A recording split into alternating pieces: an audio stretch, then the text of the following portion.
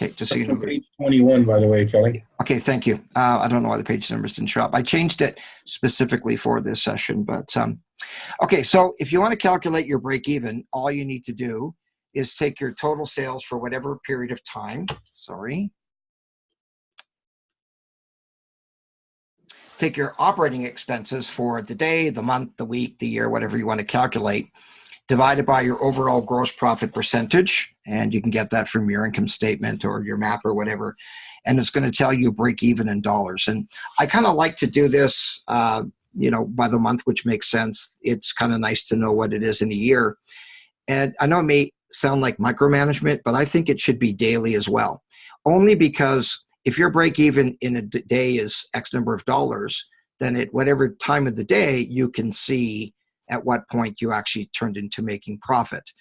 Was it the whole morning that was break even and then the afternoon? I don't know about in the US, but in Canada, somebody does this math that basically calculates what day of the year you start earning money after taxes, and it used to be July, something like that. So it's all tax money up until then. But so Jeff had brought that up about break even. And again, I suggest that you do it for a month, yes, but also for a day, and only do it maybe once a year or something like that. But it is kind of nice to know how much money has to come in the door just to pay all the bills, and then at what point do you actually start making a profit. Now I want to take a look at, again, this is all from one session. By the way, the next session for Service Advisor training is selling inspections. There's the 4 levels of inspection. Just briefly, that is the walk-around inspection, which I've now called the arrival inspection. And we believe that should be done. Of all the things that I've taught in Service Advisor training, that is one of the least implemented, yet the opportunity to sell during those is great. So that's what the training is going to be next week. And, the walk-around inspections, and then there's the cursory inspection that's done every time the vehicle's in there. What's your theory? Every car, every time. I like that, Jeff. And then there's the inspection for, like a pre-summer, pre-winter, seasonal inspection. That's usually a glorified oil change with a brake inspection. And then the last one is the comprehensive bumper-to-bumper inspection. And I know I've provided that to the group before, the 4-page one. We've turned that into a 6-page one. And I really would like to get some input on changes that you would like to see made to that. But it's more important about selling them. And we're going to take a look in that training, 21 ways to sell comprehensive inspections. We believe you should sell 1 to 2 a day. Then we've got the effective labor rate, which is extremely important. So the week after, the training is going to be on what can we do to increase our labor rate effectively. We see it in the map. Your labor rate could be 100, but effectively it could be 57 or 62 or whatever. And we want to get that up. The average independent repair shop is 67%. So that means if your labor rate's $100 effectively, if you're an average shop, you're collecting 67. And I do find it interesting when people say they quote the labor rate to the customer if they ask, and I say, great, well then, why don't you quote your effective labor rate? Because if you say it's 100, but effectively it's 67, then you're not collecting 100.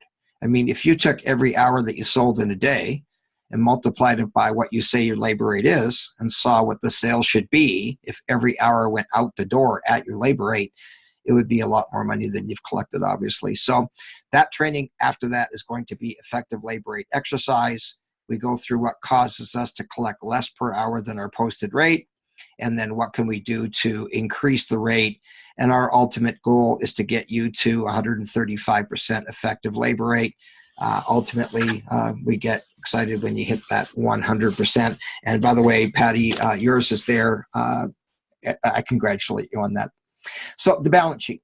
And a lot of people pay attention to the income statement and not a lot of time to the balance sheet. And the balance sheet really is a snapshot of the health of the business. It shows the health of the business more so than anything else. And I've seen many times in my career where I will look at somebody's income statement and it looks like they're making money, and then take a look at the balance sheet and wonder why they say they can't pay their bills, or, how is it possible that I look at my income statement and it shows I made $6,000 last month, and I look at my bank account and it's overdrawn, and I look at my line of credit and it's maxed. And how is it possible that I'm making all this money? And I'll give you an example of that. I had a fellow named Peter years ago from British Columbia. He was in the TACT management groups that I was running with Napa in those days. And we had shut down that group, or he had left his group at that time. But it was a couple of years later. And he sends me an email and said, Kelly, I really, really need your help. He said, I left the group. I'm still doing the financial thing that they use for that group. It was kind of a Mickey Mouse composite. And he said, I do it every month and I see that I'm making money, but he said, I never can make ends meet. I'm always behind. My bank account's overdrawn. I'm paying huge amounts of money in interest. And I said, well, what about your balance sheet? Do you pay attention to that? He said, no. And normally when you get your fancy documentation back from your accountant, you've got three things. One is the letter from the accountant that says, if I screwed up, I'm not liable. Then you skip to the next page and it shows the balance sheet. And the next page after that is the income statement. And a lot of people don't pay attention to the balance sheet. And it's important to, because it truly shows the health of the business and really in many ways can be your stress meter as well. And so back to Peter, back in the days, we used fax in those days, and he faxed me a copy of his balance sheet. And I looked at it and I just had this lump in my throat and thought, wow. And so I called him and I said, Peter, I honestly don't know how you're still in business. And he said, why? And I said, well, your balance sheet, I said, is completely upside down. You've got negative equity in the business. You've got a massive amount of debt. On an income statement, certain things don't show up. And actually, let me scroll back up because this is something I added to the workshop when I did it for Benson a while back. And I'm just remembering that I had put this in there and I thought it was helpful. And that is what is in an income statement and what is not. And Jeff, I remember too, you wanted me to talk about accrual versus cash basis. And because we have an American on board, I'd like to talk about cash basis. We don't have that option in Canada, but it is kind of interesting if in your QuickBooks, you take a look at your income statement and it's probably defaulted to accrual. But if you changed it from accrual to cash basis and looked at the same income statement, you would think you're looking at a different business entirely. And I'll explain why the difference is there. But actually, this is something I just added to this session not that long ago. What I thought it would be helpful is to show what an income statement does show and what it doesn't show, and why it's not good enough just to look at an income statement, that you need to look at a balance sheet. And back to Peter, he actually said to me, Kelly, he said, do you think I'll make it? And I said, no, I really don't believe that you can turn it around. And he ended up shutting down the business, which in this case was smart, I think. And he went on to do something else. One time I was up in Alaska and I was doing some financial management training. And at a couple of the class, they said our business is in North Pole. Now, the city North Pole, the town North Pole, not the North Pole, but there's a little town called North Pole. It's got Santa Village, kind of fun. So they wanted to take me for dinner. And so we're driving to the restaurant. We were early and they said, oh, that's our shop right there. I said, well, we've got time. Let's go. So big yellow building, nice, and went inside. It was monstrous. Not a great use of space, but it was not so clean and such, but it was okay. And so I'm looking around and she said, what do you think of our business? And I said, well, this isn't your business. This is your facility. And so we're looking at financial management. And I know that you brought your income statement. She'd shown it to me in the class. I said, but you had mentioned that you never look at your balance sheet. And she said, well, I really don't know how to do that. So I went into QuickBooks and I showed her the balance sheet and I stared at her computer screen. And she looked at me, and I've been told many times I have a transparent face. And I looked at her balance sheet, and I honestly, because they were such a wonderful couple, really super nice people. And I thought, oh my goodness. And by the way, I looked down and there was a couple faxes there that she was sending to people that said, you are overdue in your account. I really need money. I need to pay my bills. And they were letting a lot of people out the door without paying the bills. And the downside of that is on your income statement, that sale is showing there, on accrual at least. And yet the money has not been paid to you. So receivables, and you can't pay bills with your receivables unless you sell your receivables, but that's another story. Very expensive. And she looked at me and she said, we're in trouble, aren't we? And I said, absolutely, absolutely. They had $98,000 in credit card debt trying to fund that business. And some of it was that MBNA card that, they start you off by saying zero interest for whatever months. And the next thing you know, the interest rate changes. And the next thing you know, they owed them, I think, $24,000 just to them. And I just said, I'm stunned, and she said, I've never really looked at that part. And the next time I was in Alaska, they were out of business. So anyway, the income statement reflects sales in dollars, cost of goods sold in dollars. Now it says and percentage, but I can tell you that most businesses, most accountants do not put the percentage column in there. And I would say 90% of the income statements that I've seen from people's accountants don't have the percentage on there. And it really is laziness more than anything. In QuickBooks or any program like it, you just go to preferences and put percentage of income and it changes it within seconds. Now, you have to do that each time, which is the downside. But you manage your business by percentage, not by dollars. So it's really, really important that those percentages are there. And if you're not getting the percentages from your accountant, sorry to bring up accountants there, Jeff. He's fired as accountant. But dollars and percentage, gross profit dollars, and again, percentage, expenses dollars and percentage, and it shows net profit dollars and percentage. But what's important here, and I thought I would try to explain it differently than I've seen it in the past, is what it doesn't show is receivables at all. There's nothing on your income statement that shows the receivables. So if on your income statement you did work for a fleet, let's say, and you did $10,000 of the work in January, well, in Canada at least, because it's accrual basis, in the US you have a choice at least once a year, you would see the sales of $10,000 in January, and that would go right to the bottom line, or at least it would show up in the bottom line. And yet you haven't been paid that money yet. So you're looking at it and think, oh, sales were really good in January, but 10,000 of that money, maybe you didn't get till February. Maybe you didn't get till March. So just because it shows as a sale and an income, it doesn't mean that you actually have that money yet. You haven't realized that money yet. And that's what accrual basis is. Accrual says whether you've collected or not, it's a sale. So Revenue Canada, whether it's and then province, PST, QST, whatever your taxes are, as far as they're concerned, you owe them that money. It's owed to them. They don't care if you've collected it or not.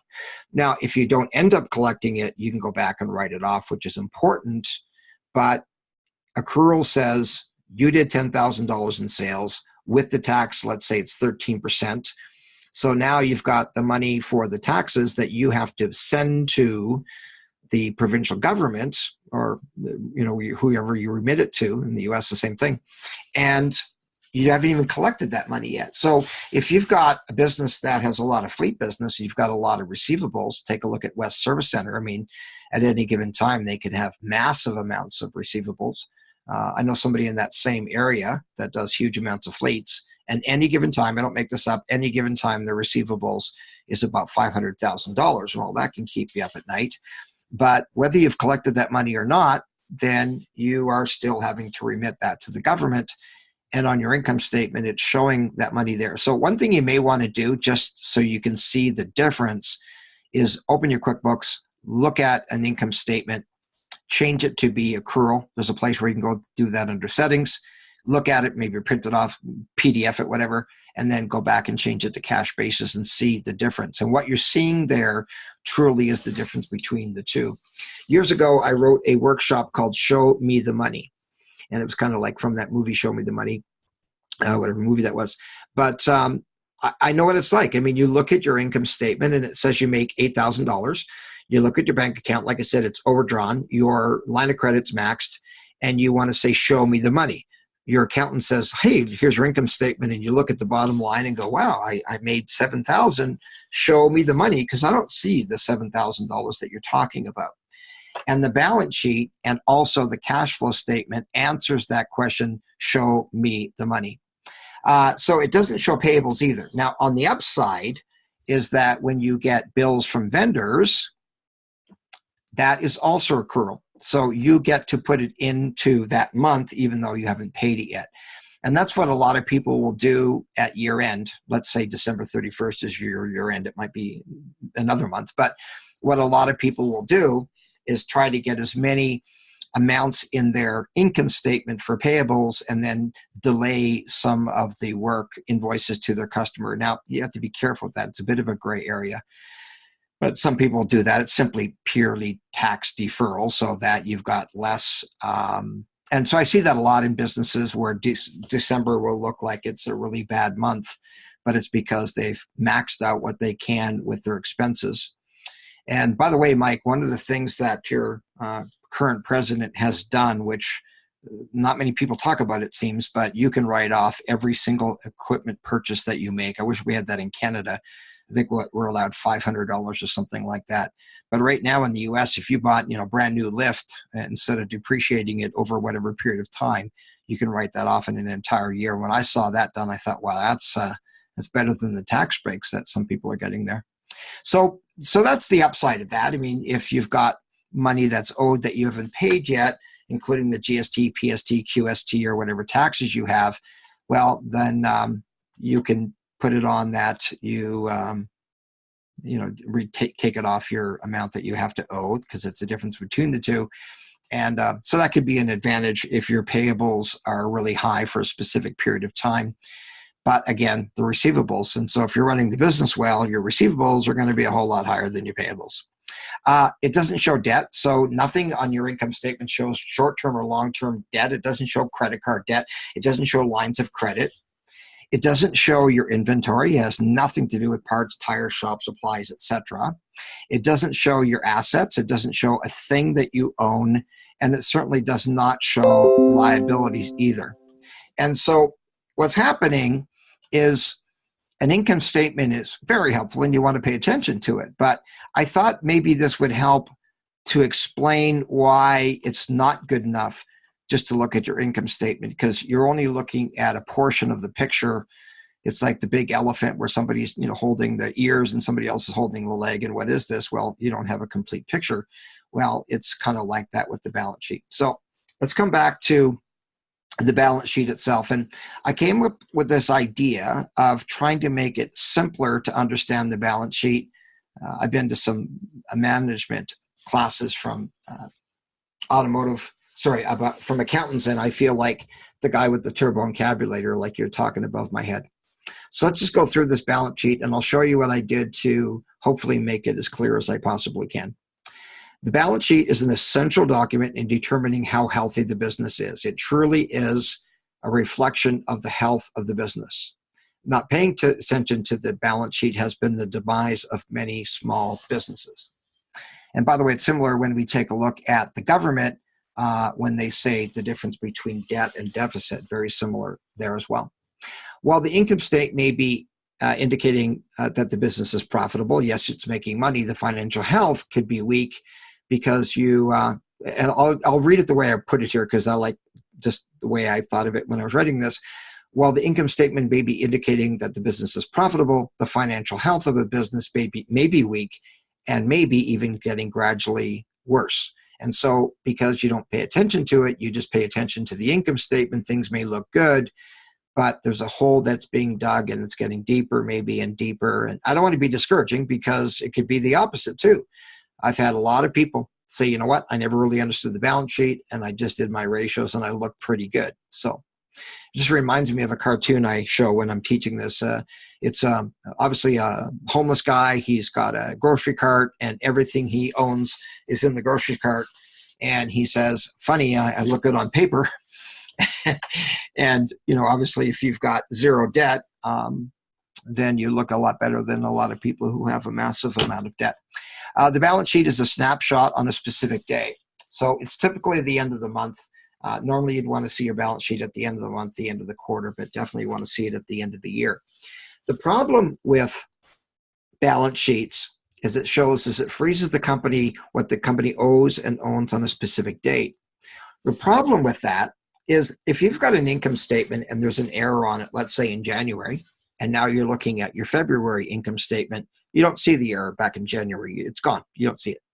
But with a balance sheet, if your business started in 1942 and there was an error on there on your balance sheet, and you had the same software, and you printed it off today, it would show the same error that was there before because it never goes away. And so a lot of people's income statements may be very accurate, but their balance sheets are very inaccurate. And I know I went through some things with Phil looking at his balance sheet that made it look like it was really upside down. And he and I went through one line at a time and realized that a lot of things were done incorrectly. And so he talked to his accountant, but of course, tax season was coming up. So the accountant was too busy to take care of that. And that happens. I mean, a lot of times right now, I'm not getting data. Mike, you mentioned as well. I mean, it's tax deadline, the US 15th, in Canada, we got till the 30th for personal at least. But so the problem with this is that you need to make sure that things were done correctly. Let me give you an example of that. I was doing a class, whatever city it was, and we're talking about ratios, and we're talking about current and long-term debt. And this one guy said, I went to the bank to borrow some money. I wanted to either get a loan or a line of credit because we were having a bit of a cash flow problem. And he said, the banker looked at my financials and said, your ratios are way off. There's no way he can lend you the money. And he thought, okay, so he lives, and I don't know why he even said that. What does he even mean? Well, what happened was the accountant, bookkeeper, whoever, put all of the debt as short-term, none of it as long-term. Now, the banker should have noticed that, but when the ratios were done, you just take the math and do the math, then it looked like he was completely upside down. And I'll explain that shortly, but it could be the difference between getting financing and not getting financing.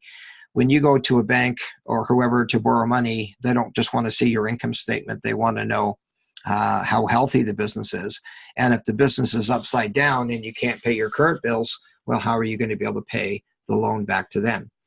When they look at your balance sheet, they want to make sure that you're going to be able to pay them back, albeit slowly, because the slower you pay properly, the slower, the more money they make.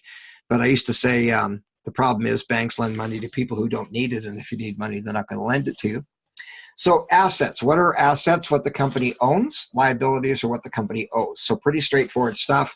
Assets are cash that you may have in your cash drawer. And that could be any term deposits you have, balances in the bank account. In the US, usually have a payroll account and a regular account. So it would be both of those. Accounts receivable, money that's owed to you, the inventory that you have in your facility, the building that you have if you own it, the land, the equipment if you own the land, that is the equipment, unless it's leased, prepaid expenses. Sometimes you pay your insurance. We saw that, I think, with yours, Jeff, where we saw one amount for insurance. Oh, yeah, we saw lots of stuff wrong there. You see it when we look at the balance sheet for Jeff. And Jeff, I appreciate you being willing to share that with everybody. We went through that, and there are many, many errors. But like I said to Jeff, I'd rather show a balance sheet that's got some errors in it so we can explain why it's wrong. And when you do the ratios, why it's wrong. And by the way, Jeff, you're not the first one to fire a bookkeeper or an accountant after training. Goodwill in the business. Now, that's a rarity, but I've seen it. I've seen people buy a business and you look at their balance sheet and it shows goodwill and what that's worth. Now, personally, we think that goodwill is not something you should ever buy when you're looking at buying a business. Anyway, there's patents, maybe trademarks, and computer equipment and software or any other things that are owned by the company. Then there's the liabilities. What does the company owe? And those would be loans, mortgages. And you're going to see how that separates between long-term and short-term, which is extremely important that's done correctly. Any credit card debt, accounts payable, taxes payable, accrued payroll taxes. Now, you can get a little too detailed with this. I mean, you could look at accrued payroll taxes, and that could change from one week to another depending on when your payday is. I really do suggest that you do it once a month. Deposits from customers, let's say that you're going to swap an engine and you say, okay, I want a $2,000 deposit, and that work hasn't been done yet. Well, that's technically a liability because you have not earned that deposit yet. And so that's pretty straightforward there. And here's what I did. And I wasn't trying to be arrogant when I said Kelly's balance sheet, equity, and home. The reason I say that is because this is not something I learned from an accountant.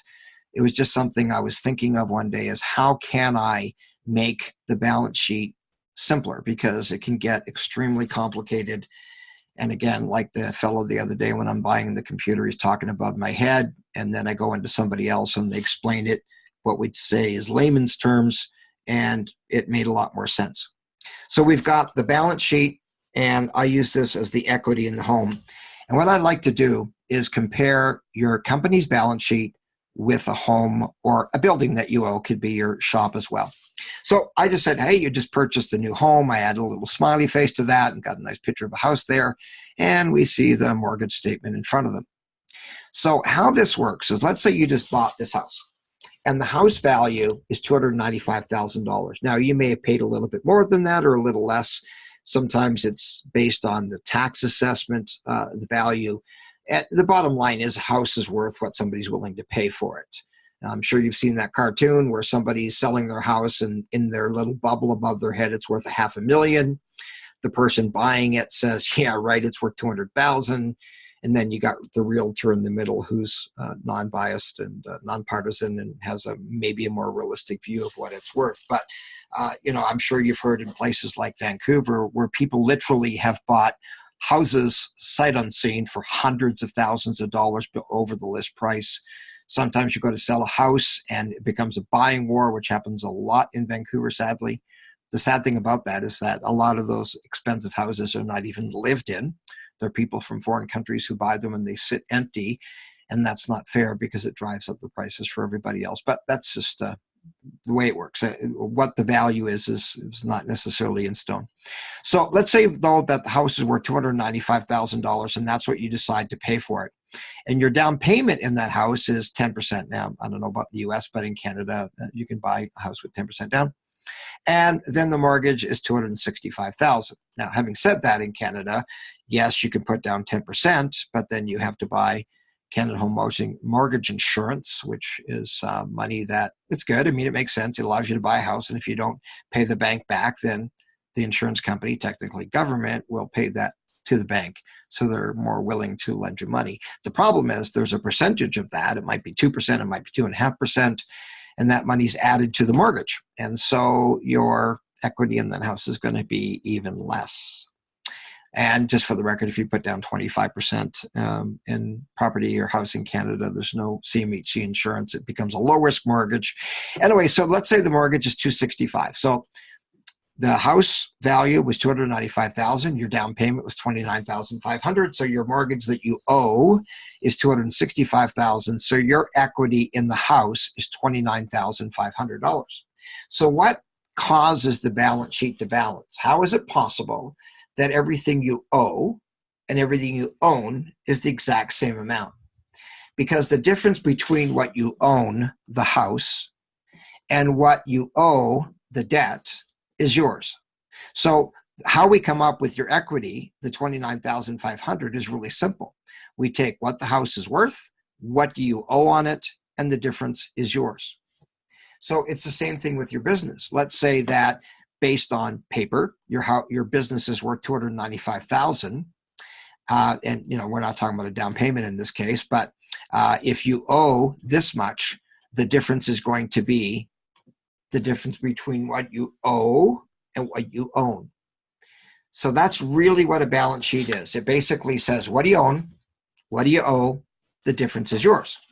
And so I added this, and actually I just added the Trump Tower thing today. I just added that because I thought I wanted to explain equity in a house, and I happen to be a political buff, and I've been watching the new series on Netflix on how Trump became president. But the point is that somebody like Donald Trump, who was a billionaire, and then a lot of people were upset with him because he went bankrupt and he lost one of his hotels.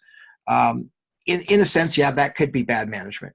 But at the same time, it's cyclical. I personally bought my first house when I was 19 years old.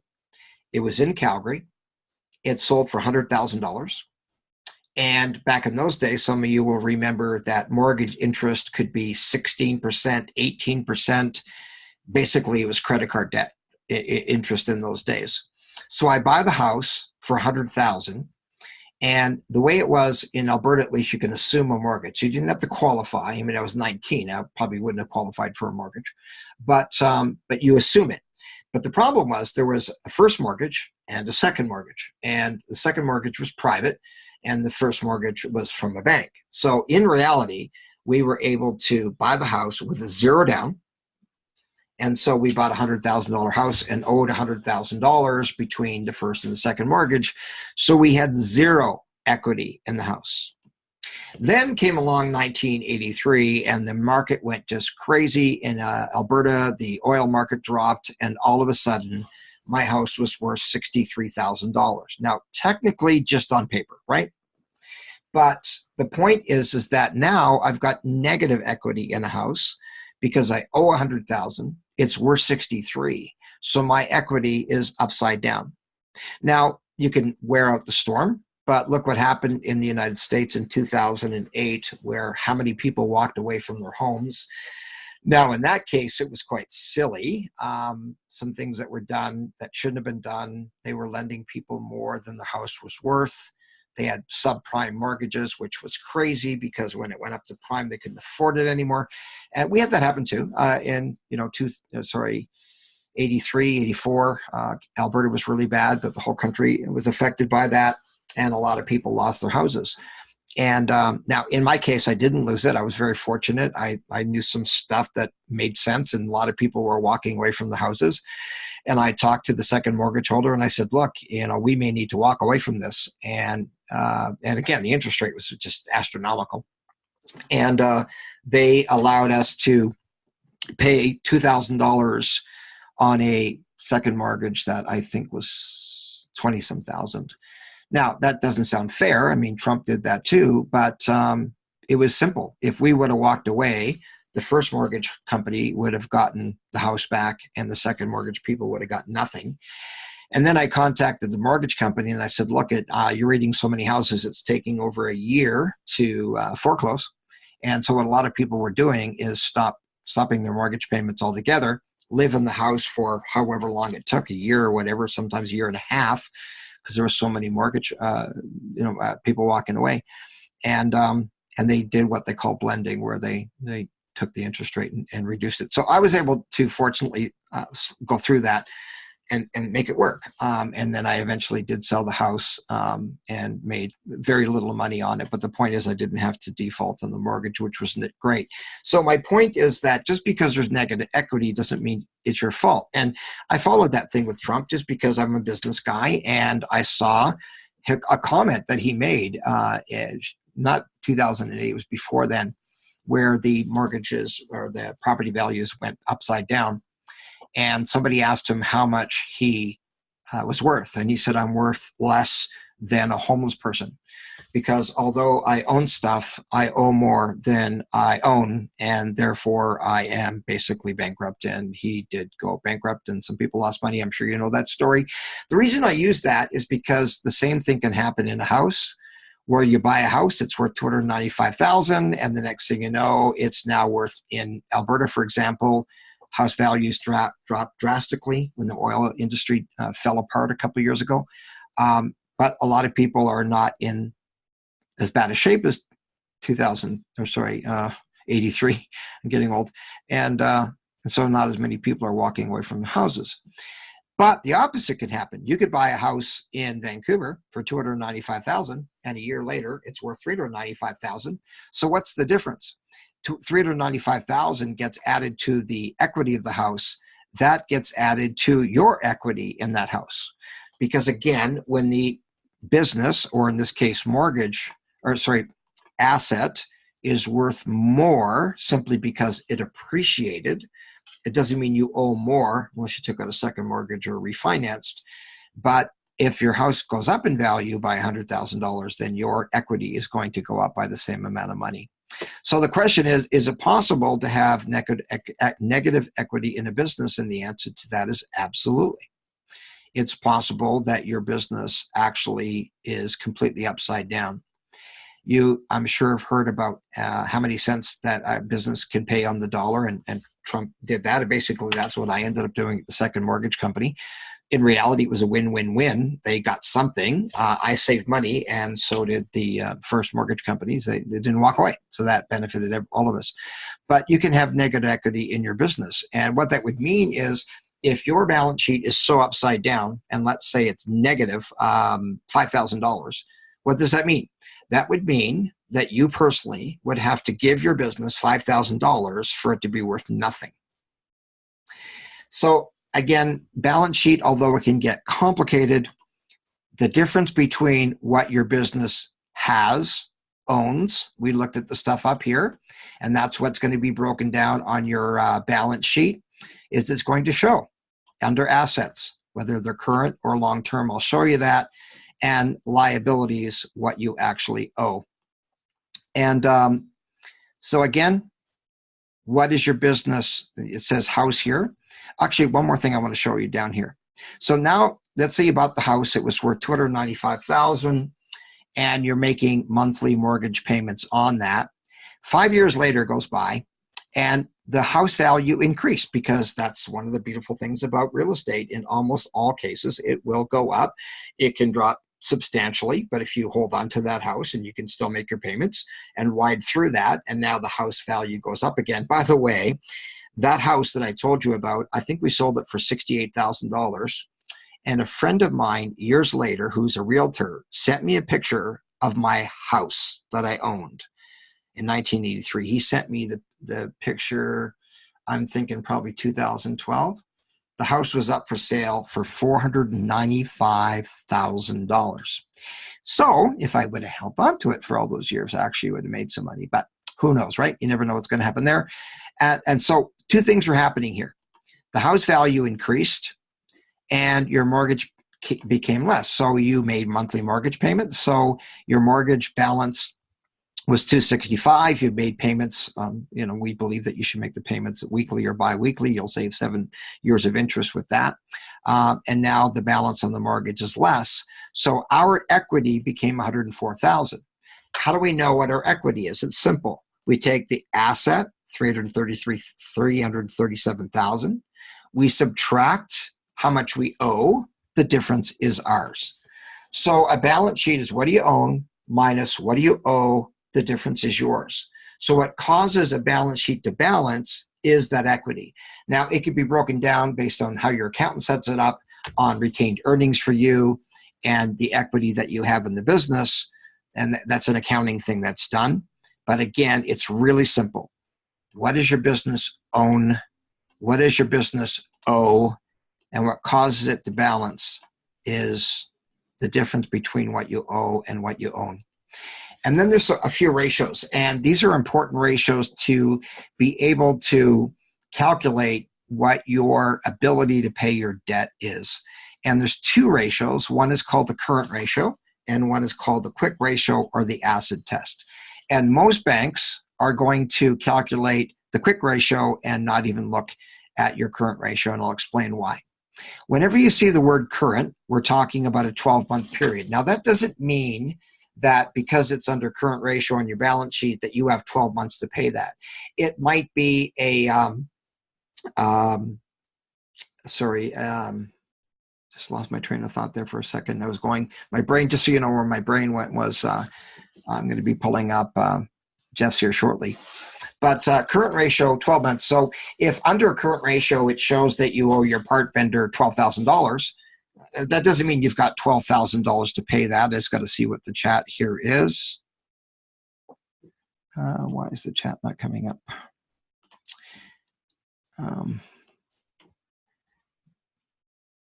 Sorry, Kelly, it was just me. I was just trying to align your train of thought to what the bank was looking for with the quick acid ratio. Or okay, thank you. What happened here is just because that's under current, the window of time is current, 12 months. So I want to make it clear, just because it says current 12 months, it doesn't mean you have 12 months to pay anything underneath there. But it is part of something that definitely does need to be paid out in the next 12 months. Where it's even more important is in the case of a mortgage. And let's say that your mortgage is, I'll make it really simple. Let's make it a debt instead. Let's say it's a loan. You started your shop, somebody lent you $15,000 and you're making them $1,000 a month payments. So you owe $15,000, but $1,000 a month for the next 12 months is $12,000. So under current would be the $1,000 a month times 12 months. The $3,000 isn't being paid in the next 12 months. The $3,000 is being paid after that 12 months period. So what's important here is that under the current ratio, we only show $12,000. Again, how many payments? 12. How much a month? 1,000. And so we owe 12,000 current, and then only 3,000 long-term, because you don't add it to that. And when I talked about the guy in the class where the bank wouldn't lend him money, it was because he had this massive amount of money that he was not paying out in the, let's say $100,000. You're not going to spend $100,000 in payments in the next year. And let's say in his case, they were $1,000 a month. So all that should have showed up under current ratio is 1,000 times 12, so 12,000. So if he owed $100,000, then we take the 100,000 minus 12,000 that needs to be paid out in the next 12 months, and the rest of that is going to go under long-term. And because it was all under current, and I've seen that with two members, by the way, just recently, including Phil, some stuff was put in incorrectly. And if you're not looking to borrow money, it's not that big of a deal. It's just looking at something on paper. But if you want to really have a good handle on the health of your business, you want to see, are you able to pay your bills as they become due, which is really what this ratio is for. So let's go back to the example. Somebody gave you $15,000 as a loan to start the business. The only thing that's going to show up in the income statement is not the $15,000. It's only the interest payments that you're paying. The principal does not show up there at all. The only thing that's going to show up there is the interest. So here we're looking at 12-month period. So we owe $12,000 current. 3,000 of that is long-term. You make $1,000 a month payment. You print off your balance sheet. Current is still going to be 12,000 because you've got 12 payments of $1,000. And under long-term is going to show 2,000 because after the 12 months is done of those payments, you only owe 2,000. A month goes by, you make a $1,000 payment. It still shows $12,000 under current, and 1,000 is under long-term because, again, after the 12 months, you only owe 1,000. If you now make that $1,000 payment and you print off your balance sheet, it'll show current 12,000, long-term 0 for that because after 12 months, you're done. 12,000 isn't making that last payment a good feeling, whether it's a lease or a loan. And now you make a $1,000 payment, you print off your balance sheet, and it shows current 11,000 because for the next 11 months, you'll pay 1,000, and in that 12th month, you will pay nothing. And so the current ratio is only the portion of that debt that's going to be paid off in the next $12,000. With your current ratio, the way it's calculated here is really three things. It's cash, it's inventory, and it's receivables. And the reason the banks don't particularly like that, now in our business, it might work. In most businesses, retail especially, it won't. And I'm going to date myself here, but some people will remember a business in Canada many years ago called Consumers Distributing. And Consumers Distributing was basically a store that was like an eBay or an Amazon. And you would go in and you'd look at a catalog and you go, I want to buy this toaster, and I want to buy this frying pan, and I want to buy this rice cooker. And so you check it off on a sheet of paper and they stick it into the back, and they come back and they say, oh, we don't have any of that, or we have one of those, or we have two. The problem was that they got into a cash flow problem and their inventory shrank. And so they couldn't put the money in the inventory that they had. And sadly, by the way, this happened to Eaton's in Canada. Eaton's went out of business in the 100th year of the business, something like that. And it was because they weren't really paying attention to the balance sheet and they couldn't get a loan to continue. Look what's happening with Sears right now. Who would have thunk that? I know thunk's not a word, I still like it, that Sears would have done what it has done. So now in our industry, the inventory may work for us. If, let's say you own a retail store, it's in a mall, and you have $20,000 worth of clothes in your store. And The mall says, if you don't pay your rent tomorrow, we're kicking you out. And you think, oh, I got to pay. And then the employees say, if you don't pay me tomorrow, I'm out of here. So you put some big signs up, you open up the shop the next day and you put 85% off, 80% off, and you sell everything in your store.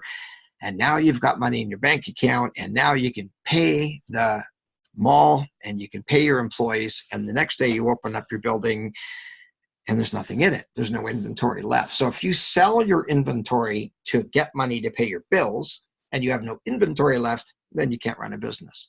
In our industry, because of just-in-time delivery, if you're close to a part vendor, that almost can work for you. You don't need a lot of inventory anymore. Years ago, you did. A lot of it has to do with how close you are, what proximity is to a parts store. If you're super far away, then you're going to need more inventory than somebody who shares the parking lot with a part company, or take a look at West Service Center, where the Napa store is literally in at their own building. So the calculation is you take total current assets, which with the banks, by the way, they're not going to look at older receivables, and I'm going to take a look at that when we look at a real balance sheet, which is from Jeff. And I appreciate that, Jeff, sharing your balance sheet. Some people would be mortified to share their balance sheet just because things look good on the income statement, and then you look at the balance sheet and think, oh my goodness. So the total current liabilities, again, is all the money that needs to be paid out in the next year. And again, you don't have a year. That's just the way the math works. And so all you need to do is take your total current assets, I'll show you that shortly here, divided by your total current liabilities, and you're going to see a ratio of what to 1. Our benchmark is about 2.2 to 2.4 to 1. Now, that's a little high. If it's that high or higher, it may not be a good use of cash. Why have that money sitting in a bank account with almost zero interest? And it might make sense to use the money differently, term deposit or whatever, invest it, whatever. But the point is that you would like to be able to, sorry, I'm just jumping a little ahead. I'm just looking at the current ratio here, the quick ratio, and then the quick ratio below that is the difference. And you'll see here, sorry, just a second, I jumped ahead of myself. So the calculation for the quick ratio is the total current assets divided by the current liabilities. We're going to look at Jeff's and do some quick math on that. That's why I suggested that you had a calculator handy. And I know that, yeah, your calculator's on your phone, but I've taught financial management classes, and I encourage people to bring calculators because it's not easy to do math on those, especially if you're like me and all thumbs and you hit the wrong button more than the right button. The difference between this other ratio is it's cash and your current accounts receivable only. So it's going to usually, depending on the bank and how bad times are, when times get bad, banks tighten up and they don't lend money as much as they used to. And so they're only going to take a look usually at receivables that are 30 days and less, or 60 days and less. Stuff over 90 days, so not even consider that money's owed to you. In my past life, I was a collector. I worked for a collection agency, Creditel of Canada, actually, and we collected money from businesses. And it was quite a job calling people for their money. But just for the record, I mean, I was good at it. I had to be firm because I was, but people would say, how can you sleep at night being a collection agent and you're calling people for their money? And I said, no, I'm not calling for their money. I'm calling for my client's money. And let's use Jeff. Jeff sent me an account to collect for him because somebody bought something from him and bounced their check, and now they don't pay Jeff. Well, I'm not calling for their money. I'm calling for Jeff's money. They have Jeff's vehicle. Sorry, Tony, I'm just thinking about what you're going through with the guy who's now trying to sue you. The things we have to deal with. Anyway, so it was easy because I wasn't trying to collect their money. I was trying to collect my client's money. And the benchmark here is going to be 1 to 1.3 to 1. What does that really mean? Well, when we're looking at this ratio, it would mean that your current assets are going to exceed your current liabilities, and technically that you would have 2 to 2.4 or $2.40 to pay every dollar that you owe. If we take out the older receivables, and some banks will take out the inventory as well, Again, not as big of a deal for us, because if we sold our parts and returned all our parts and we had 0 left, and the next day, I mean, it might hurt our productivity waiting for those parts, but we can run the business without inventory. Retail can't. And so if we do this calculation, it's going to be a little bit different. And what we want is 1 to 1.3, so that you would have at your ready $1.30 to pay every dollar that you owe. If you're upside down in your ratio, and I'm sure we've all heard the expression, we're going to pay 60 cents on the dollar, 70 cents on the dollar, because you don't have the money to do it. And if you go bankrupt personally or whatever, then you would pay them nothing. So some people say, well, we'll take 65 cents on the dollar rather than nothing. And there's companies out there, accountants, et cetera, that if you're in a mess financially, they'll write letters to your creditors and say, hey, here are your choices. Take 65 cents on the dollar or eventually get nothing. And a lot of them will accept that because it's better than getting absolutely nothing. And so if you have a negative number here, let's say it's negative 0.67, that would simply mean that you have 67 cents to pay every dollar that you owe. So that's the balance sheet, and I want to see any questions that you have. And then I'm just going to quickly show you the balance sheet for Jeff's. I did encourage you to print off your own balance sheet if you wanted to, or have it on your screen, whatever, and then you could do the math that I just showed you, where you take your current assets and divide it by your current liabilities, and hopefully the current assets is a higher number than the current liabilities. So any questions, you could just do that in chat, and then I'm going to pull up the one that Jeff so graciously sent to us today. Any questions? Okay, I'm just going to go back into the email here.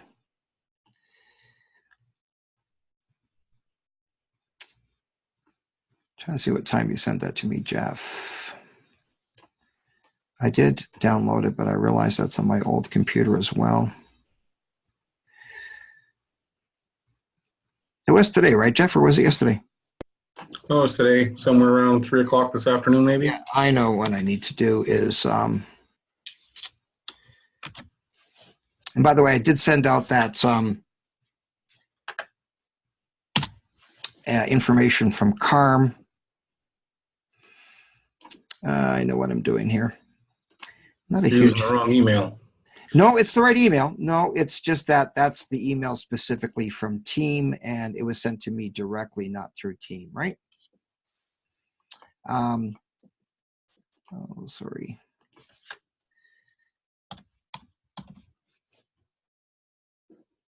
And this is one thing I really just don't like about Outlook, but with my email, with my see, it's still stuck on Team here, right? Even though I'm going inbox, it won't let me go back to that. And that's something that, I don't know, maybe somebody who knows something from this that I don't know. Remember, I sent it to you from QuickBooks, so it wouldn't have even gone through my email, right? It would have come from Intuit, probably. Okay. Sorry about this. Zoom. Again, I downloaded it, but you know what? I think it was on my other computer. I'm not totally, you know what? I had it. Oh, can't do that. Sorry. I'm trying to minimize that. I think. Sorry. Yeah, it's on my other computer. I apologize.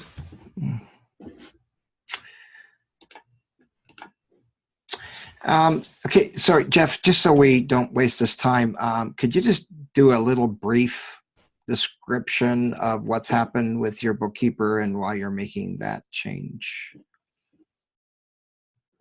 Yeah, well, I had... Without mentioning names of the accountant, of course. No, of course, yeah. No, I've had issues really for 10 years. I've had the same accountant in an accounting firm, local one, and even for the first 5 years, that I've always felt like she was working against me. She was almost, although whatever, she was always trying to figure out ways I couldn't get things done. And finally, after about 5 years, I figured, well, maybe that's just the way this business works. And then there's been some inconsistencies in different things, and she wasn't approachable. So if we had a payroll question, or if we had to issue a record of employment or something like that, it was just almost impossible to get a hold of her without some grief or some drama in her life on that I wasn't interested in.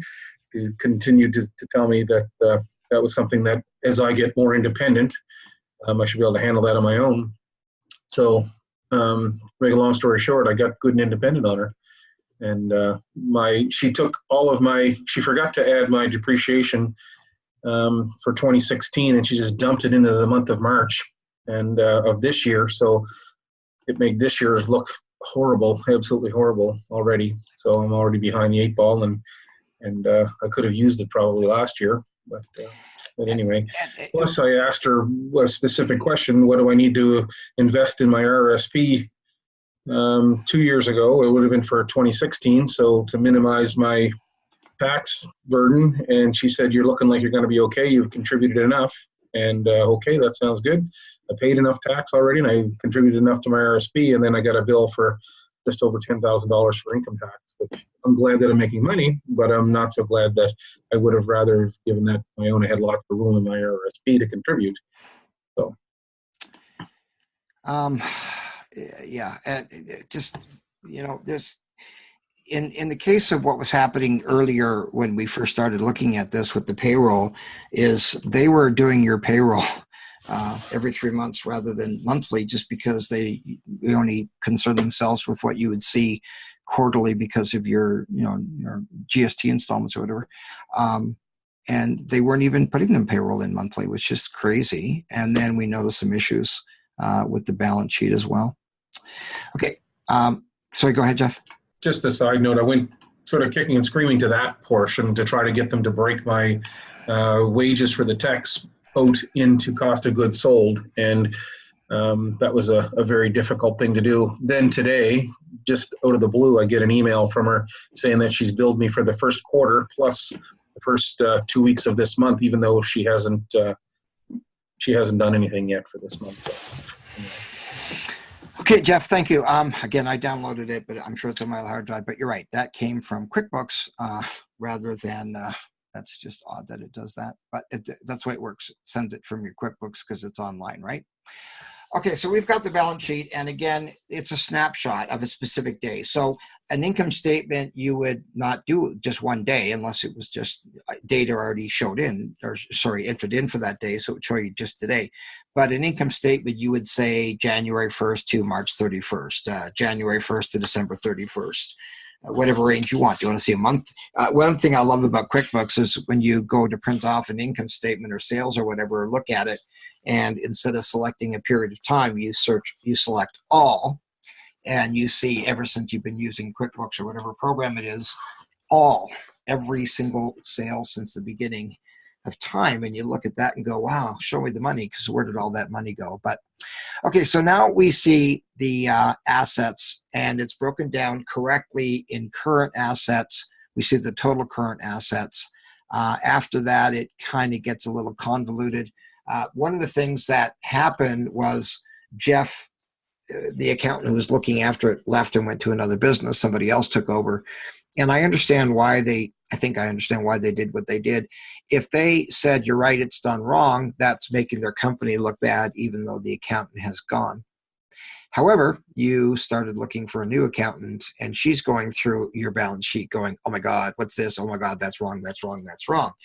And so they were trying to cover up their stuff, the other company. But okay, so now whether this is absolutely accurate or not isn't really the point of this. Bank and checks, which we looked at in finer detail, and that is completely wrong. Remember, we saw in here that they had checks, what you had written or whatever, that had even gone through the account, and how a check is under a current asset that you've written that's the most erroneous thing I've ever seen in a balance sheet. Cash on hand, I'm suspecting that's not $12,400 or $273 that you have sitting in your cash drawer right now.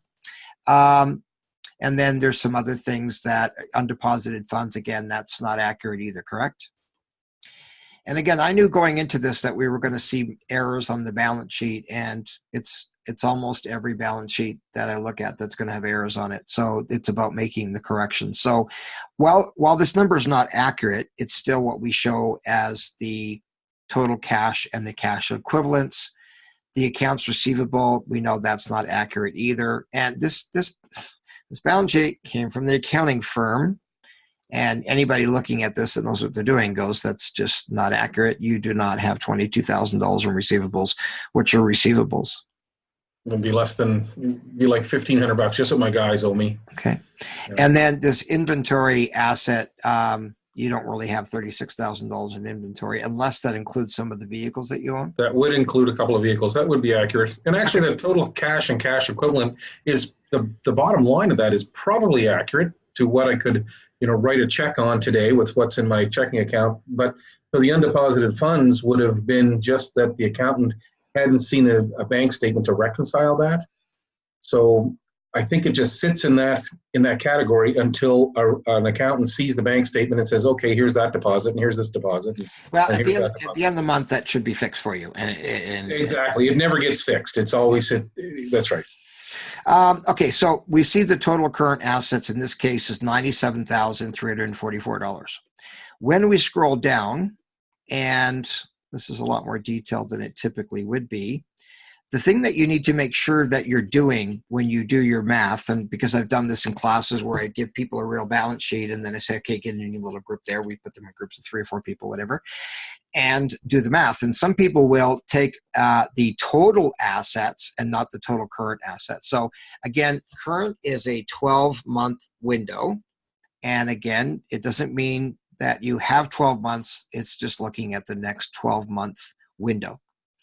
And so some people will take the total assets here and do the math and not the total current assets. So make sure when you're looking at your balance sheet and you're going to do your ratios where you take your current assets divided by your current liabilities, make sure the biggest mistake I see when people are trying to calculate it is they take total assets rather than current assets.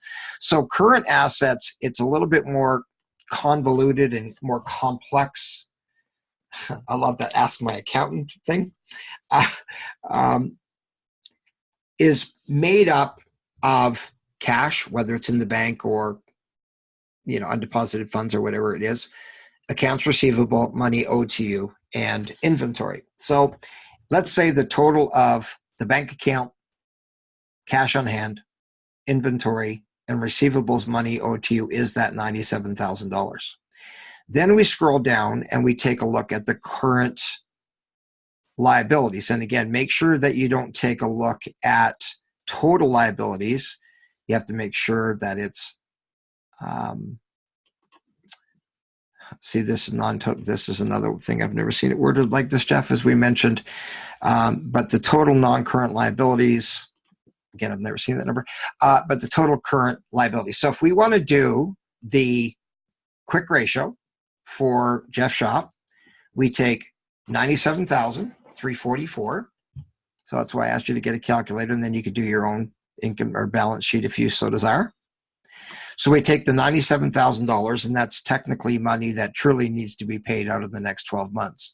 Now, again, that's a bit obscure because when we take a look at the receivables, those receivables, like I said, are not going to be paid out over the next 12 months. Your vendor's not going to go along with that. But as you pay one bill, then another one comes, and at the end of the month, you pay it by statement maybe. And so you pay it, there comes a new one, pay it, comes a new one.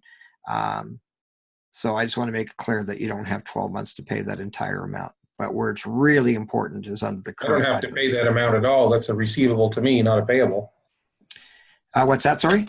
That's not a payable. That's a receivable. So I don't have 12 months to pay that bill. That's money that I need to collect, not that I need to pay. Right, but I'm talking about when it comes to the liabilities when it comes to your vendors, your part vendor, for example. Okay, I understand. Yep. Okay, so we take the 97,344 and we divide it by, you know what? And like when I was going through this with Jeff, I'm thinking, oh my God, what's that? What's that? And he's going, yep, that's exactly what the new accountant was going. What's that? That's wrong. And you would think that the other accounting firm would say, you know what, Jeff, the person was looking after your stuff, messed up, and we're going to fix it. But trying not to make the company look bad, she didn't do that. And now you fired them. So the total current assets, 97,000. And then we take a look at the total current, sorry, I need to scroll down. By the way, this is a really, really long balance sheet. It's usually a lot shorter than this, but it's got a lot of extra little things in here. And so we see the total current liabilities. So 116,438. So what does that work out to? 83.6 cents on the dollar. Right. So looking at the balance sheet, if we're assuming this is accurate, which we know it's not, that would mean you'd have 83 cents in the dollar. So at the end of a month, you have 83 cents to pay every dollar that you owe. And that could be getting worse, it could be getting better. And if you're not paying attention to it, I know with Tony, Tony's goes up and down month after month, just because of the way that some of the fleet businesses pay. And so when you balance it out, it's good to look at a quarter or a year, not just month after month when you've got that going on. Same thing with West Service Center. I mean, at any given time, they can have huge amounts of receivables. And somebody, that shop where one of their major fleets will not pay them for some stuff for 2 or 3 months. They won't even give them a PO until months later. And so that messes up what looks like cash flow. So it's better to take a look at it, every 3 months rather than every single month. But so that would mean 87 cents in the dollar. So at the end of the month comes, you go, oh, I don't have as much money as I think I do. And so who am I going to pay? Well, I got to pay the landlord, or in this case, it's you. And having said that, I see a lot of people who own their own building, and I see nothing for rent. And I'll say, but you didn't pay yourself? No. Well, you should still show it on your income statement as if you basically accrual. So even if you didn't pay yourself. But a lot of people, when it comes to not being able to pay everything, they will actually not pay themselves rent or whatever it might be. I know people who don't pay themselves wages just because the business is not in a position to do that. Now, having said that, I remember years ago, I taught the workshop Starting a Successful Business, and I'd say, you go to your banker, and I'm not against bankers per se, but bankers are employees of major corporations. They are not self-employed. They truly, for the most part, do not understand business. Now, if you have a commercial account representative, more not just a commercial versus personal, then it used to be that we'd say that if they have a cubicle and the walls don't go to the ceiling, that's retail, and if the walls go to the ceiling, that's commercial. But those people have a better understanding of the ratios and such, but it doesn't mean they understand small business. And I always thought it was interesting when bankers would say, I want to give you some advice here. What you need to do, you're starting your own business. What you need to do is you need to pay yourself first. Oh, really? I would love to see the look on a banker's face where you go in and say, well, this month I actually can't pay my loan payment, but I paid myself before you, and look what I just paid myself, and see what the banker thinks of this pay yourself first theory. But I know what it's like. I mean, I've been self-employed 31 years, and there's times where you can pay yourself well, and there's times you can't. And you need to pay the employees or they quit. If you don't pay your landlord, they kick you out. If you don't pay yourself and you're the landlord, then you're not going to kick yourself out. If you don't pay your part vendors, they're going to put you on COD. So sometimes there's this juggling act. Who can I pay? And they'll pay, rob Peter to pay Paul. And so if you're not paying attention to the balance sheet, things could be getting better or worse, but you're not seeing it. Now you're feeling it, because you can't pay all the bills as they become due. And that's really what current asset is, or current ratio. Do you have the ability to pay your bills as they become due? And there could be lots of reasons for that. It could be receivables. One of the questions I ask is, could a profitable business go bankrupt? And the answer to that is yes. If you open up a repair shop, and let me give you an example of that. I have he passed away last year, unfortunately, but one of my favorite clients in Virginia, actually a competitor of West Service Center. And he had major fleets, and he did really well. And he got much better at it, and he became extremely profitable. But he did go bankrupt once in his history. And it was because one of his major fleets, like we're talking in the top 3 major fleets, went bankrupt. And he got nothing, no cents on the dollar. He just gets this notification. I'm sure maybe you've seen those where somebody owes you money and you get the statement from the bankruptcy attorney that shows all the people they owe money to, and your name's on that list, and you're not getting anything. And it sunk him, and he had to go to business. Now, he decided after that not one single customer would ever owe, I think, more than 5% of his sales, something like that. He never wanted to have somebody that big. And when I teach about fleet business, that you should have fleet business, I say that it's better to have a bunch of medium-sized fleets. Some smaller fleets can't always pay their bills, and some of the bigger fleets, well, they pay slowly, or if they go under, then you're sunk. So if you talk about this guy named Charles, if you looked at his income statement, each month they did the work for that major fleet showed as income, and it looked like they were profitable. However, they never got paid. And it could be in a business where let's say you sell computers, and you sell computers retail and wholesale, and you sell computers to a college, and they buy $50,000 of the computers, and you're so excited about that. And on your income statement, it shows $50,000 in sales, and you bought those computers and you built the computers or whatever, and you don't get paid for 30 days. You don't get paid for 60 days. You don't get paid for 90 days. Now you can't pay your bills, and you fold. You go under. You were profitable. On paper, you were profitable. But in reality, there's a difference between cash basis and accrual. So in the US, it's different. You can choose to be cash basis, which means that you don't have to show that it was a sale until you've been paid for it. So if somebody owes you $10,000 for work you did in January, you don't have to show it as a $10,000 sale in January. You only have to show that when they actually pay you. Same thing with your vendors. It doesn't actually show as a debt until you pay it. So if you owe your parts companies $10,000, but you haven't paid them yet, well, there's no debt yet. And so it's only when you accrue it, when you actually accrue it, I should say. So that's the option. In Canada, there's no choice. You are accrual. You don't have a choice. And so we have some Americans in our group, and I want to make that clear. You have a choice in the US. And as far as I know, you can only change it once a year. And that may make sense. I mean, if you start your business and you've got a whole lot of money going out and not so much coming in, cash basis could be really good. And then you could show a loss and pay less tax and defer it. But if your sales exceed your expenses, which they usually do, then accrual can not be as beneficial if you have a choice to be cash basis. But again, Canada, we have no choice. And so cash basis, again, it's only happened when you either paid the bill or got money for the work. It has nothing to do with receivables or payables. So anyway, I wanted to go through this. There's some things on here that I just want to explain a couple more things, and then we're done. And this is some of the credit card stuff. I'm thinking some of those aren't accurate. We saw so many errors on here. But I wanted to make something clear that I talked about earlier, current versus long-term. So when we get into the liabilities, that $23,000, again, I doubt that's accurate.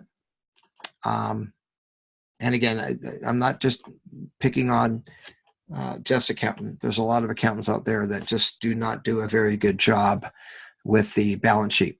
So because this is under current, what that means, current liabilities, again, is the next 12 months. So the question is everything that's under there going to be paid in the next 12 months? Now, accounts payable, I know that's not accurate, but if you truly owe $23,000, that has to be paid out in the next 12 months. No question about it. And that'll revolve, and you'll pay it and get it back. But that is definitely in the right spot. But the credit card, if you've got this credit card, that means that full $2,320 is going to be paid out in the next 12 months. Now, you probably wouldn't take that long, but again, it's a 12-month window. The BMO Sobeys card is assumption, because it's under current, that the full $4,249.70 will be paid out. Credit cards and PayPal, and I'm assuming that's because you sell parts. Is that what that is? I sell some parts, but that I don't have any. I don't owe anything to PayPal, and I don't know what that other credit card is, because the only credit cards that I have is a Scotiabank Visa and a BMO MasterCard, and have just a like a $4,000 Amazon credit card just for online purchasing. So again, errors here, but Yeah. at face value, that means that all of that money, that $36,000, is going to be paid out. Now, $3,000 a month is certainly doable. I mean, yeah, $3,000 a month would pay that off in the full year. But again, only things that are going to be paid out in the next 12 months go here. Now, where it gets interesting is this line of credit. Now, I'm assuming that is your business development loan. No, that's an operating line of credit. Okay, so Yeah. if this is in the right spot, that means that you are going to be making those payments, whether it's monthly, weekly, biweekly, whatever it is, that full $35,000 being paid out in the next year. Now, federal taxes, they definitely want that in the next 12 months. So when we take a look at this total current liabilities, if this is done correctly, that would mean that $116,000 is all due in the next 12 months. So, Jeff, you got a calculator there. Could you take 116,000, don't worry about the 438, and divide it by 12 months? What would the debt payment be to truly pay out the 116,000 in the next 12 months? $9,666.67. Right. So the question is, are your debt payments $9,600 a month? Now, again, we know there's errors here, but if we're taking this at face value, anything that's under current is due to be paid out in the next 12 months. So back to the fellow that couldn't get the loan from the bank is because the full mortgage payment was showing, like that would be like taking this mortgage payment here and the accountant being lazy and taking the 155,000 and putting it here, which would include the total current liabilities. The banker does the math and goes, you can't afford a $22,000 a month debt payment and be able to pay me, so there's no loan for you. The other error here, glaring error, is that the BDC loan, you know how much that loan was for, and it wasn't anywhere near that amount. Okay, sorry, where are we seeing that? Go down to the where we saw the BDC loan, which stay there, which is you can't see my cursor going. Just above total non-current liabilities, there's a BDC loan for $149,700. Okay, sorry, yeah, right there. I only borrowed $100,000. Actually, they had gifted $100,000 to me. So you owe more than how did that happen? Anyway. Okay. Well, at least they don't have it under current. Just wanted to add some humor to that. So back to the math. What we're looking at here, and we'll end it with this. The total assets of everything that you own on paper, your assets being your building, your equipment, your receivables, money in the bank account, the vehicles that you own, anything that the company owns is $502,000. Now, even if there's loans against that, that doesn't matter. It's $502,000 in total assets. Then we scroll down to the current liabilities, which is, total liabilities, $421,000. So how do we balance this? How does the balance sheet always balance? As I mentioned, just like the mortgage, what we're saying is that Jeff's house, in this case business, but the house, back to my previous example, is worth $502,000, $842 on paper. Jeff owes $421,000 mortgage on that house. So the difference is that number right there.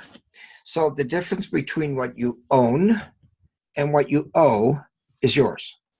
So just like in a house situation, if you were to sell your house at property value, face value, pay the mortgage of $421,000, you could walk away of $81,000. Now, of course, there's realtor fees and legal fees, but on paper, the difference between what you own and what you owe is yours. The sad part is when it's a negative equity, which means that what you own is worth less than what you owe. I mean, I'm 19 years old. I buy a $100,000 house, and now it's worth $62,000.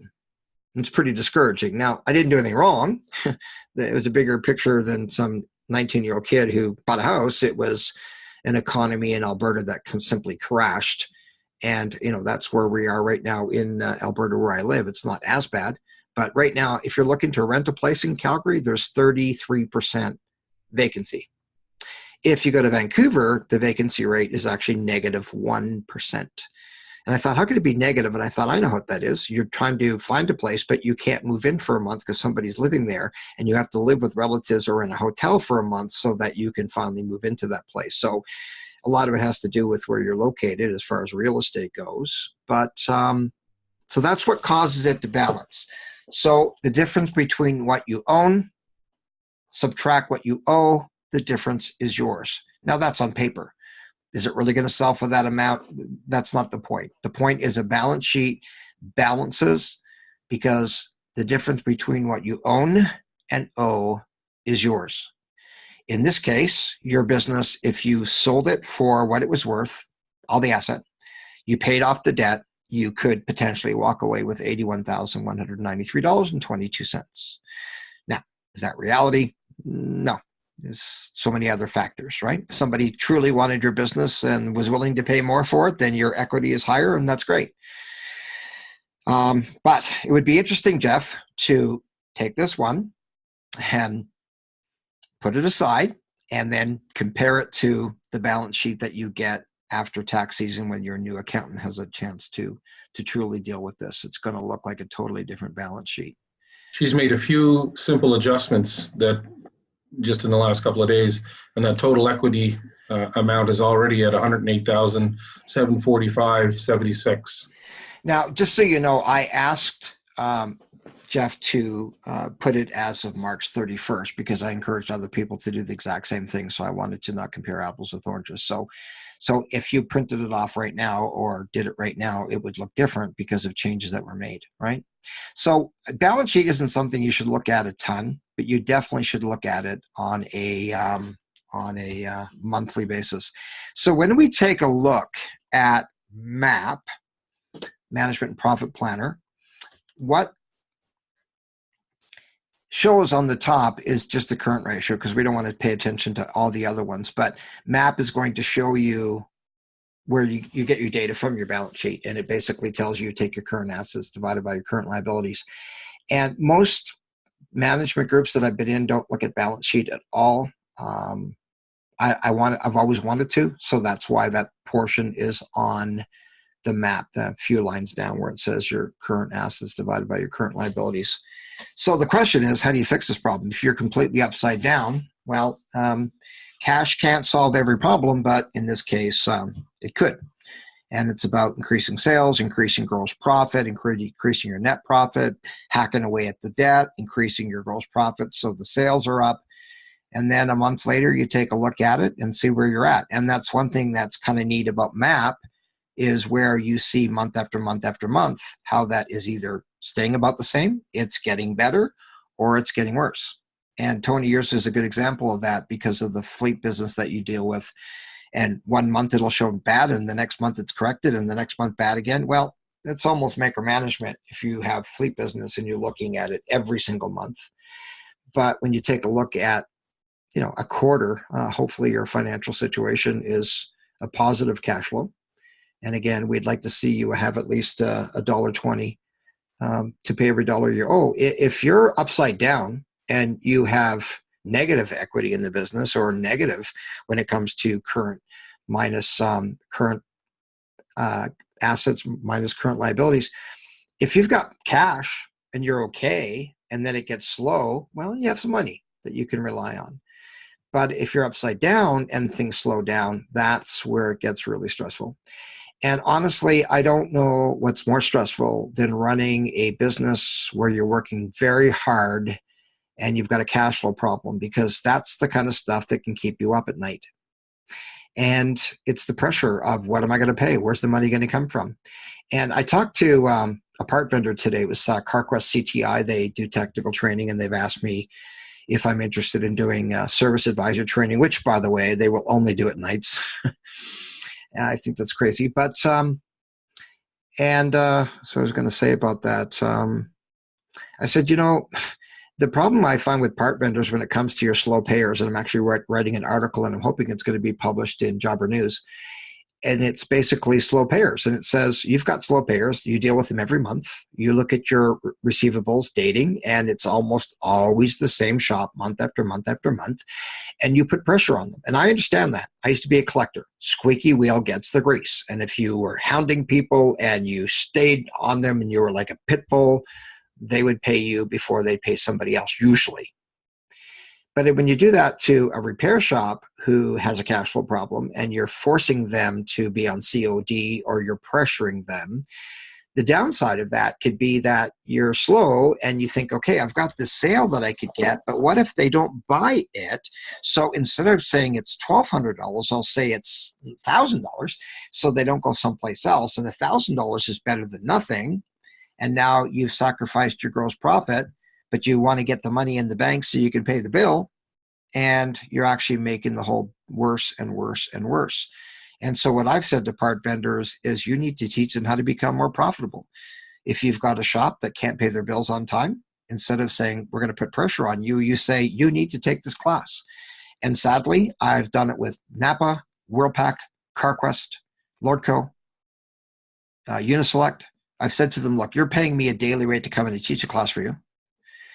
And you want to bring in some extra people that owe you money? Just let them come in for free or give them terms to pay it over the next 3 months, but get them educated.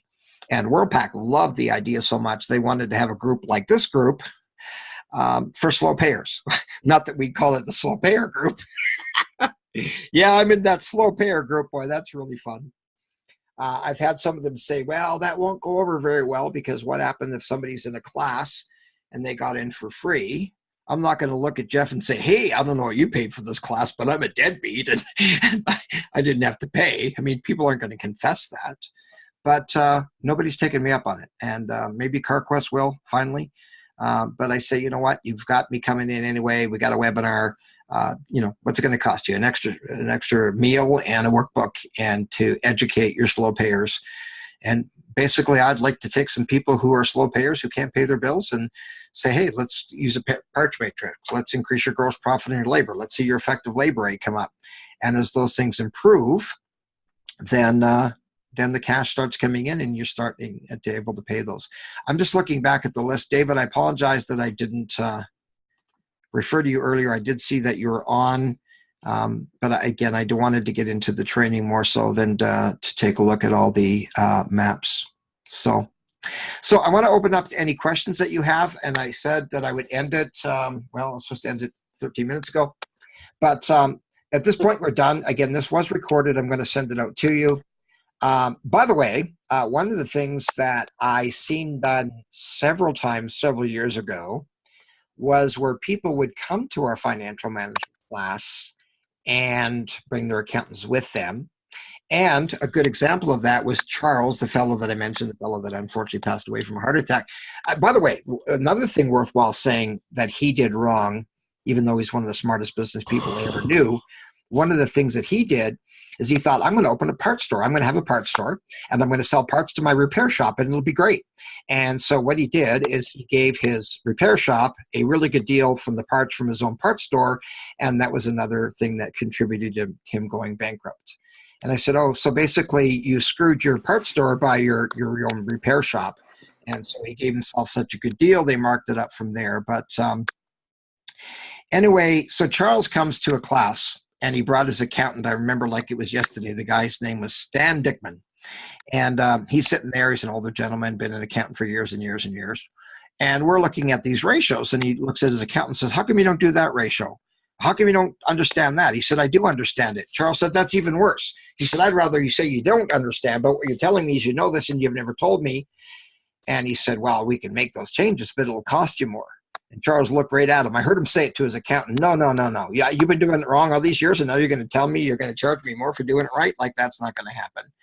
But my point is that you can't just rely on your accountant. And Jeff, it's kind of like that shop management company that we did the online demo with. I felt bad for the guy. I mean, here's this guy. You're asking him questions that he's never been asked before. I'm asking him questions he's never been asked before. And I said, dude, I feel sorry for you because this is not a typical demo, and I know you're a new business. But Anyway, with that, again, this was recorded. I'm going to open up to any questions. With that, we're done. I will send you the recording. It gets converted and then uploaded to YouTube, as you know, and then I'll send it out. Again, unfortunately, some people weren't able to be with us tonight. Mike, thank you very much. I know this is probably not the best thing to see in our first management meeting. It's not usually this much detailed into financial stuff, but I hope you have a better understanding of what balance sheets are, everybody. And I want to encourage you to do your own ratios. And the question is, how do you fix that? And if your ratios are upside down, you probably won't turn it around overnight, but you can watch it month after month after month, and maybe that hole gets less deep and less deep and less deep. And the next thing you know, it becomes a hill rather than a hole. So with that, thank you, everybody. And if you want to stay on with any questions that you have, feel free so to do that. I'm going to stop the recording just so that you may be asking questions that you do not want recorded. So I'll stop that.